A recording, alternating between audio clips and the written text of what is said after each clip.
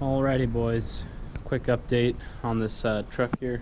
It's been a while since I filmed due to work and things of that nature, of course. But we put this back together after all the exhaust, and as far as I can tell, that's all great. For some reason, when I put it back together, even considering I hadn't touched anything else but the exhaust, the O2 sensor, changed the plugs, that sort of thing, there is a really loud noise coming from the bell housing, which I'm assuming is the torque converter. I did take it down to my local transmission guy, who couldn't really say for sure. Today I just towed it down, actually, being that I didn't want to create a worse problem or further that problem if it could potentially cause issues with thrust of the transmission or whatever. So without him not confirming, I am going to now have to pull the transmission for the third time, because I did pull it a second time after the first drive. I drove it and the noise popped up, and I was real worried, didn't know what it was right away. Jacked the truck up, started stethoscoping it, that sort of thing, and it's definitely coming from the bell housing. So I pulled it back apart after first, pulling the little peephole bottom part of the spacer plate and just going through everything I could. I pulled it. There was no evidence of anything loose. It almost sounds like a bolt or something's like rattling around in there, but so I was hoping it was a quick fix type sitch, but there was no evidence of anything rubbing, nothing loose, anything like that. Everything was the way it should. So I put it back together, and that's when I took it down to that guy, and he suggested, after talking to him, just pulling the torque converter out of the equation, bolting the transmission back up so that you can fit the starter and run the motor that way. So that's what we're gonna do. I just wanted to film an update and let you know what the next video or two will be about, trying to find this noise issue, and we'll get under there once we jack it up and give it a listen. But it's pretty obnoxious.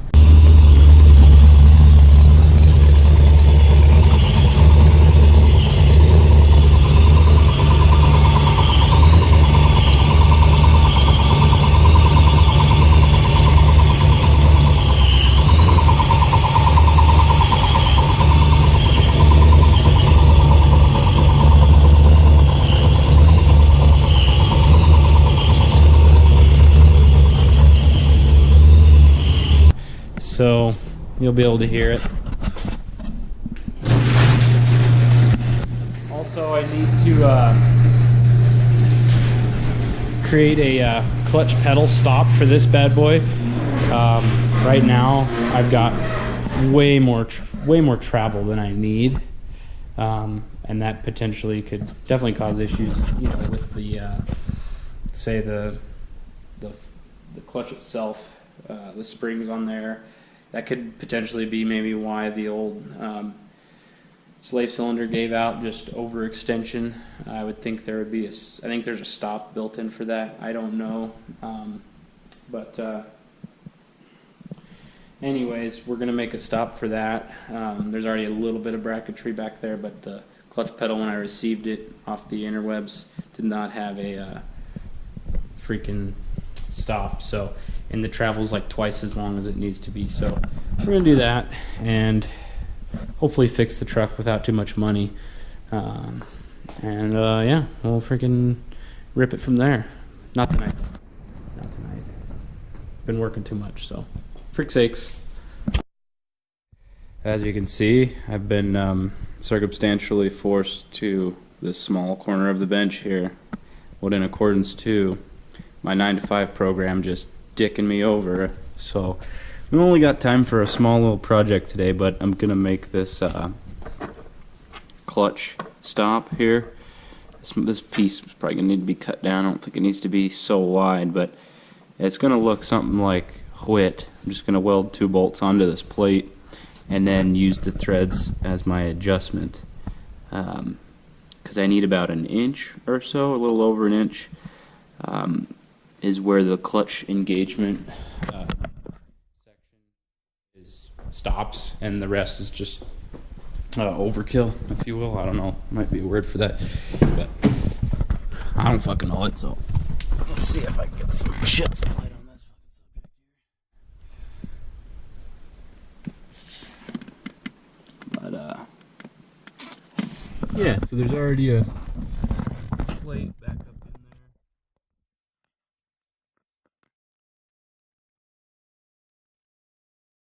there. It's got 2 holes. I'm just gonna use some 1/4 inch 20 bolts, and then 2 sets of nuts to just clamp around that and lock it down. So pretty easy. We're just gonna weld that up, but I think this has been long overdue. So freaking rights. Hope I haven't damaged anything or kind of worn out the clutch springs or anything, but I've honestly put maybe 150 miles on this thing, and I try my best to be cautious of how far I'm pushing it down. So, but still feels fine. Shift's good. Clutch is nice. So I think we're all right. But we'll get this fabbed up here, and it'll be mint. There she is, boys. She's a little raw, but that's basically the deal here. Just gonna throw it in. I didn't got time to clean it up or anything, but that's exactly gonna do exactly what it needs to do. So that was a perfect little hour-long project. It's about all I got to give today, so we're gonna throw her in and adjust as need be. So my boys, look at all the room for activities here. Holy, I can even hear myself echo. See, my roommate moved out, and yeah, I don't really know what to do with all this space. I guess get another fucking roommate. Fuck's sakes, gotta get that paper. This thing's in, and let me see, it's really tight. Snuggle up with me here. Well, look, you can tell. There it is. Good bit of camera noise from banging around in tight spaces. That's pretty typical of the Jesse Plants videography. Okay. Anyways, that's where it is. It's not really a whole lot of travel, honestly, but it's all it needs, I guess.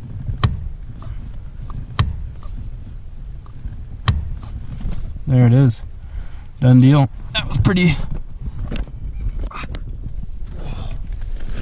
pretty sleazy, if you ask me. But get back to the truck here. We'll jack her back up and see if we can't remove the torque converter and see if the noise persists. I'm quite certain that's the noise. I just don't want to go replacing stuff that I haven't 100% confirmed. So we'll take the trans out again, and we'll see if take the trans out again, take the torque converter out, see what we come up with. Hopefully good news. That's definitely relatively cheap in the realm of engine knocking noises ish. Could be. There's always that potential that it's just amplified through the bell housing or something, maybe. I don't fucking know.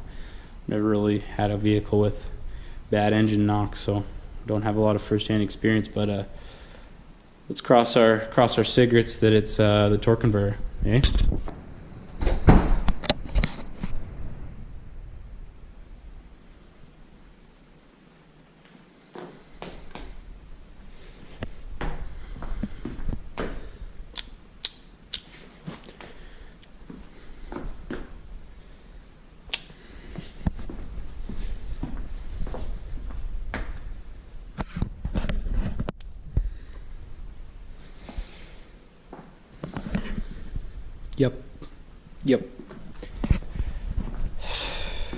Yep.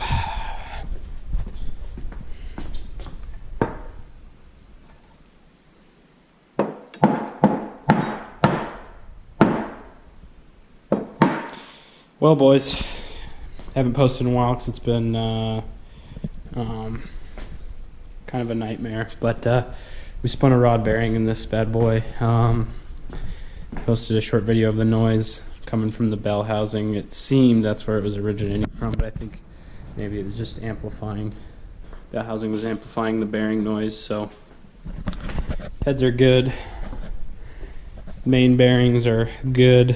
We'll get some new bearings, but they're I think we can just slap some new bearings in them and go right back. The crank I'm salvaging for funds purposes. I could have stroked it, but just gonna reuse it to save a little bit of cash because I'm gonna have to say goodbye to this garage here.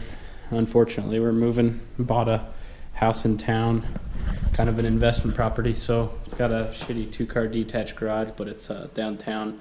Good opportunity for that. So gonna try and get this knocked out before I move, and probably won't be working on too many car projects anymore. Gonna have to downsize the shop a little bit, but we're gonna do remodel, and we're gonna be doing remodel stuff for that'll occupy my time with this new house, unfortunately. Well, that's good. It's fun. It's fun stuff too, but I want to get this thing running and reliable, so I don't have to fuck with it hopefully for the next few years. But I will maybe try and post some more updates. I'm just cleaning right now. I got the crankshaft sent off already to the shop, and they're gonna size it for new bearings and stuff like that. So we'll get that back and put this thing back together, and I don't know.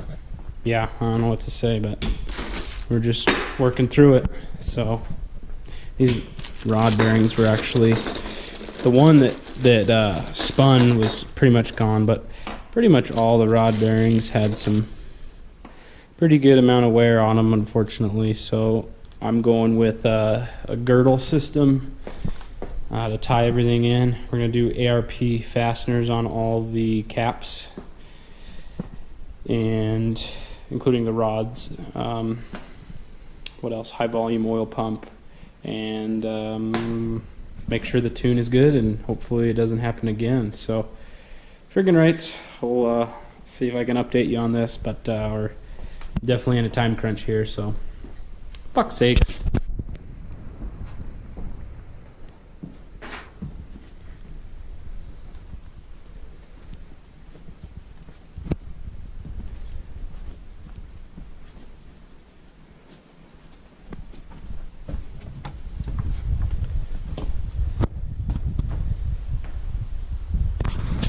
Don't need no stinking hot seat. Hey?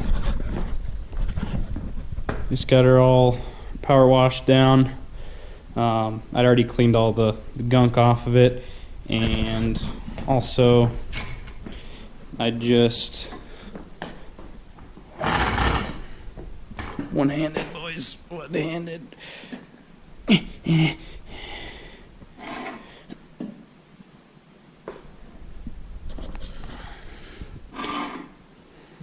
I just honed the cylinders, and they look pretty dang good.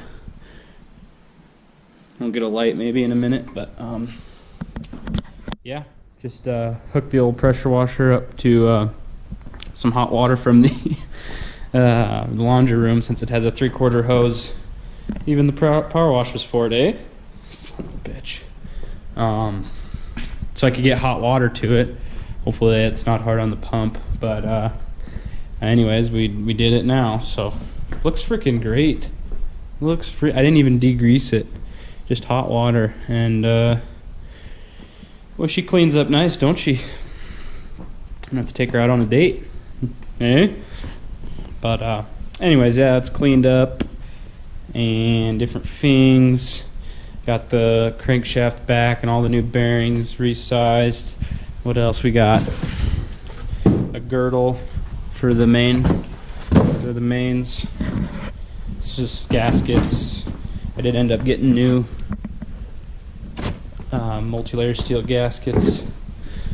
Timing cover, because one of the bolts broke off in that bad boy. Glad it wasn't the block, but yeah. Oh, what else? Freaking lapped the valves. There's only like a couple thousand miles on these AFR heads, so I did a brake clean test, and we had a couple exhaust valves that were leaking a little brake cleaner through them, and so I lapped those, and I'm just working on cleaning shit up, fucking all those things. I'm about to now, so while I got the power washer out, give this a bath real quick. Go ahead and cover this up. I'm kind of letting it air dry a little bit in case there's any water in there. I mean, I really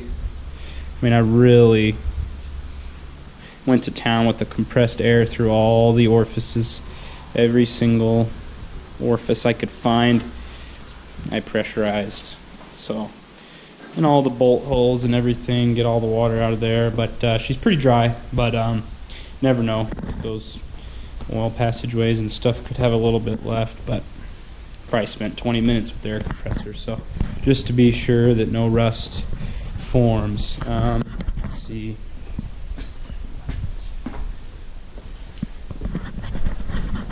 The cylinder honing came out really well. There's some scuffing. I don't know if you can see. Let me look on the cameras. Can't really see. There's some scuffing, vertical scratches in it from the piston sidewall. I don't really know. I don't know if that's normal or what. And then on this side, years back when I pulled the wow, I really put this in a shitty spot.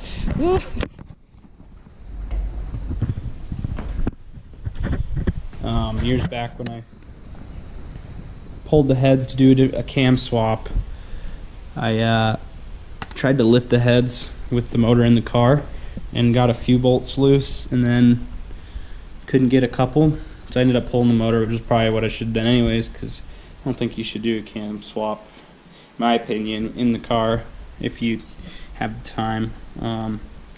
But God, it's really hard to tell. This honing came out pretty awesome, but there's some pitting. There's the best one right there. A little bit of pitting from water and sitting in there for a few weeks or whatever when I had the head halfway off. Oops. Learn from your mistakes, eh?